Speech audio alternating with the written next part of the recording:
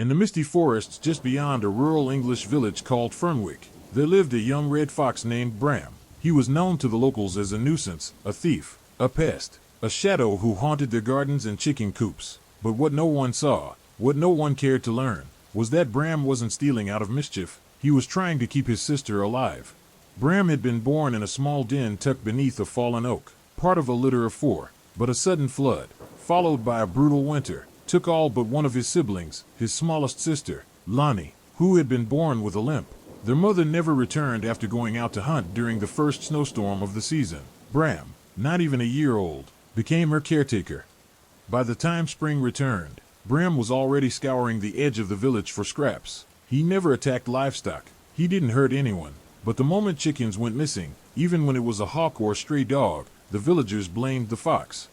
"He's been around too long," muttered a man named Mr. Holloway, a white farmer who ran most of the poultry trade in Fernwick. "He's teaching the others how to steal. We need to cull the lot of them." Mr. Holloway posted traps around his property. He called animal control. He even applied for a wildlife permit to legally shoot any fox that came near his chickens. But Bram didn't care about chickens. He cared about Lonnie, who was growing weaker by the day.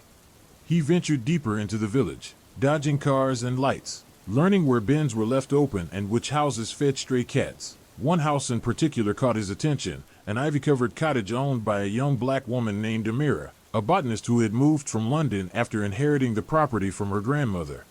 Amira, unlike the others, didn't see a pest when she noticed the flash of red fur beneath her fence. She saw a creature who looked tired, skittish, thin. She began leaving bits of food on a flat stone behind her shed. She never approached. She never tried to tame.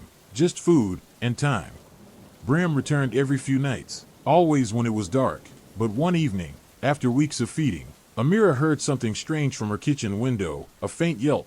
It wasn't from Bram, it was softer, higher. She stepped outside quietly and saw Bram nudging a smaller, limping fox forward, Lonnie.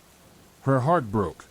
The next morning, Amira went into town. She bought more meat. She researched wildlife rehab centers. But when she mentioned the foxes to her neighbor, the word spread fast.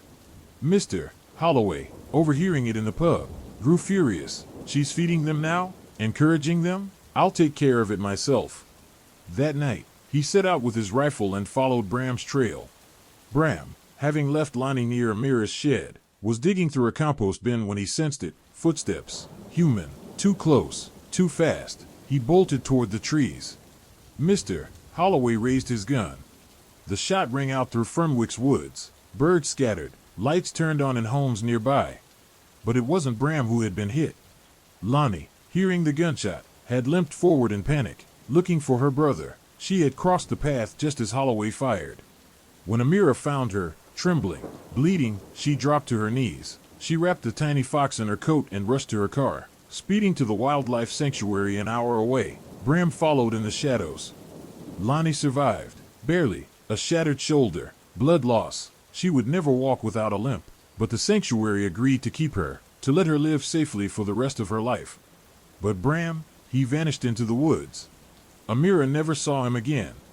A month later, the sanctuary posted a photo on their blog, Lonnie curled in a blanket beside a window, watching the trees, and just outside that window, standing still as a statue, was Bram.